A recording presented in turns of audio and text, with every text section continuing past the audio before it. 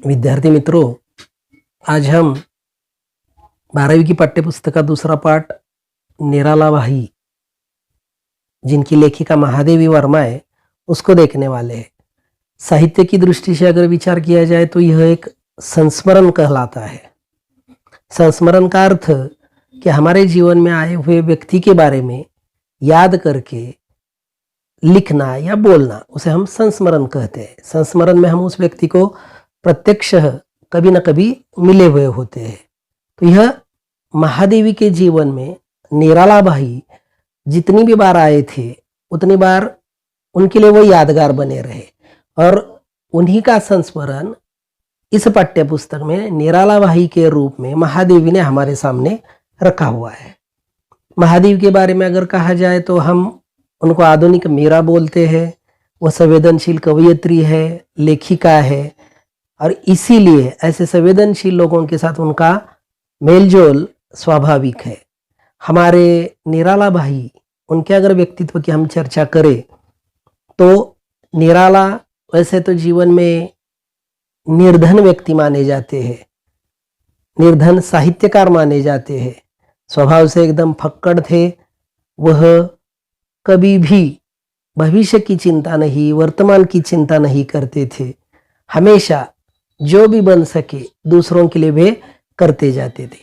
उनका स्वभाव अवढरदानी था, उदार था, दानशूर था।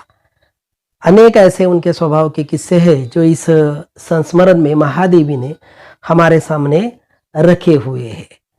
तो हम शुरू करते हैं हमारे 12वीं पाठ्यपुस्तक का दूसरा पाठ, जिसका शीर्षक है निराला भाई।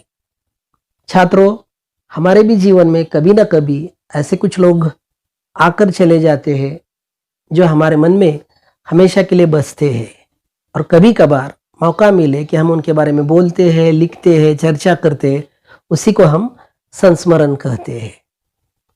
निराला के बारे में महादेवी को जो अनुभव आए थे, उसमें पहला जो अनुभव था वो ये था कि जब महादेवी की मुलाकात निराला जी से हुई तो उन्होंने पूछा कि निराला जी, आपकी कोई बहन क्यों नहीं है? आपको कोई बहन राखी क्यों नहीं बांधती?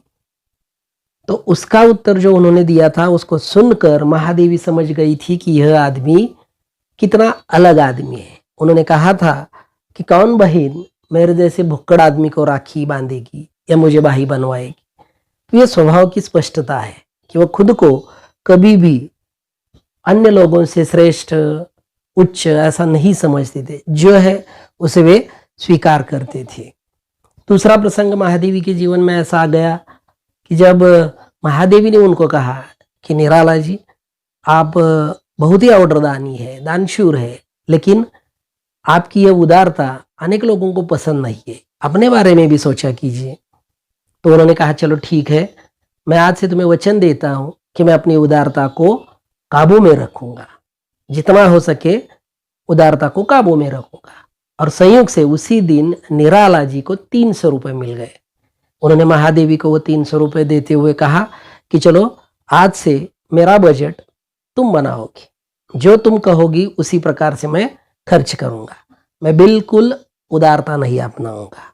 महादेवी को भी लगा कि चलो ठीक है, हमारे कारण अगर कोई सुधर रहा है तो अच्छी बात है। लेकिन उनको कहाँ मालूम था कि आदमी कितना अलग किस्म का आदमी है, उदार मतवादी आदमी है, ऑर्डरदानी आदमी है।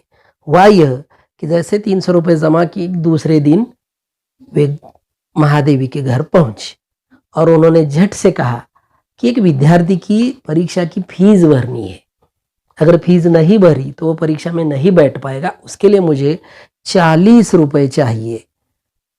अब महादेवी भी ना नहीं कह सकी।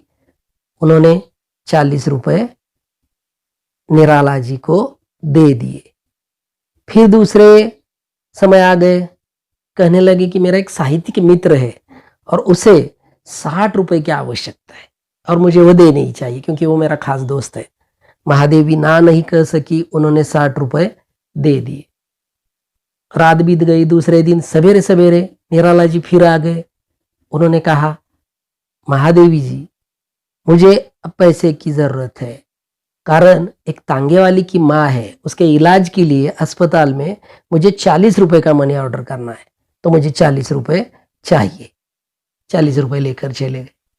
फिर दोपहर को आ गए, किसी दिवंगत मित्र थे उनके भतीजी की शादी थी और उस शादी में 100 रुपए उनकी तरफ से वह भेंट उपहार स्वरूप देने वाले थे। वह 100 रुपए मांगने के लिए आ गए। इस प्रकार 3 दिन में महादेवी वर्मा के पास के 300 रुपए निराला जी ने समाप्त कर दिए।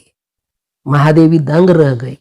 उन्होंने सोचा था कि हम इनको सही रास्ते पर लाएंगे, उनकी उदारता कम करेंगे, लेकिन निराला जी ने जिस जिस कारणों के लिए पैसे मांगे थे उसके लिए वह ना नहीं कर सकी। सारा बजट उनका 3 दिन में समाप्त हो गया। महादेवी समझ गई कि यह आदमी निश्चित अलग ही मिट्टी का बना हुआ आदमी है, इसमें सुधार लाना मुश्किल है। लेकिन छात्रों, महादेवी ने भी समझ लिया था कि आदमी सचमुच उदार है, जिसको जरूरत है उन्हीं को वे मदद करते हैं, खास करके ऐसे लोगों को जिनको समाज की या उनके घर वालों की मदद नहीं मिलती, ऐसे लोगों को वे मदद करते हैं। कल हम निराला भाई का दूसरा जो प्रसंग है महादेवी वर्मा के संस्मरण का, कल देखें।